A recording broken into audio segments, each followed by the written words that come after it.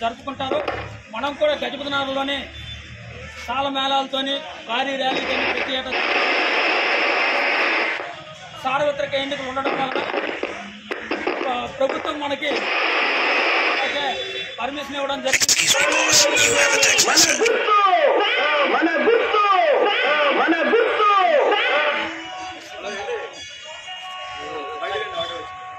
దేశవ్యాప్తంగా కాకుండా ప్రపంచవ్యాప్తంగా కార్మిక దినోత్సవాన్ని కార్మికులు చాలా ఉత్సాహంగాను ఉల్లాసపూర్తంగాను జరుపుకుంటారు. ఈ మేడే కార్యక్రమం జరుపుకోవడానికి షికాగో నగరంలోని 1886లో కార్మికులు అంతా యాజమాన్యానికి, పెట్టుబడిదారులకి, బడా పారిశ్రామికకు వ్యతిరేకంగా అతి పెద్ద ర్యాలీ ప్రదర్శన చేసి 8 గంటల పనిదినాన్ని సాధించుకోవడం కోసం ఈ యొక్క పెద్ద ప్రదర్శన చేస్తే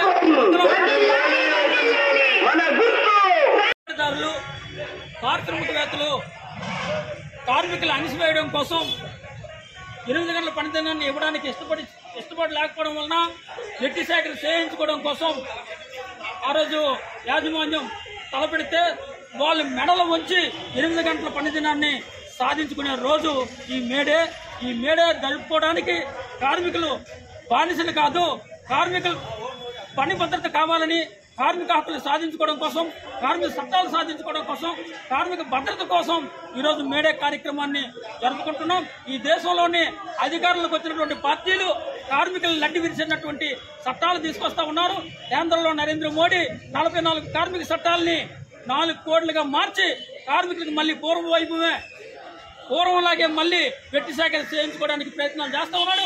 నరేంద్ర మోడీ తాలూకా నడ్డి విరిసి అయినా కార్మికుల తాలూకా 8 గంటల పనితనం ఏదైతే ఉందో, కార్మిక పని భద్రత ఏదైతే ఉందో అది సాధించుకోవడం కోసం మేము కార్మికులందరం కలిసి ఏకమై ప్రపంచవ్యాప్తంగా 10 గంటలు సాధించుకున్నట్టే పని భద్రతను కూడా నిలుపుకోవడానికి పోరాటాలు చేస్తాం.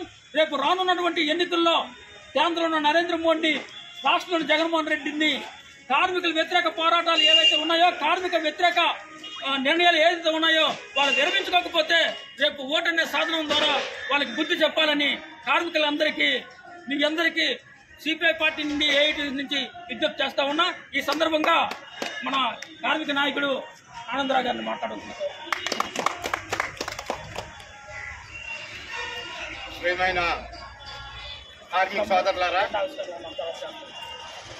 ఈరోజు ప్రపంచవ్యాప్తంగా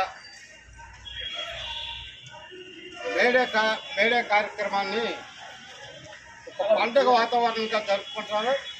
మరి సందర్భంగా ఇప్పుడు మనం చెప్పినట్టు మన జిల్లా సెక్రటరీ గారు చెప్పారు కదా, ఈ ఏదైతే 2024 ఎన్నికలు, సార్వత్రిక ఎన్నికల్లో ఉండడం వల్ల కొన్ని ఆంక్షలు ఏర్పడ్డాయి. ఆ ఆంక్షల నుంచి మనం చేసుకోవడానికి ఉత్సాహపూర్తంగా మరంత ఉద్రేకపూర్తంగా చేసుకోలేకపోయాం. ఒక ముఖ్యమైనటువంటి మనం ఒకటి గమనించాలి, ఈ దేశంలో, ఈ ప్రపంచంలో మొత్తం మీద ఎక్కడైనా ఎన్నో రకాల జెండాలు పుట్టే, ఎన్నో రకాల జెండాలు మన కళ్ళ ముందు కనిపిస్తూ ఉన్నాయి. మరి ఎన్ని జెండాలు అంటే మనం లెక్కట్లేమేమో మనకు తెలీదు. లెక్కకు మించినటువంటి అనేక రంగురంగుల జెండాలు పుట్టాయి. కానీ ఈ జెండా పుట్టింది మాత్రం కార్మికుల శ్రమ దోపిడీ విముక్తి కలిగించడానికి పుట్టిందే ఏఐటీసీ ఎర్ర జెండా.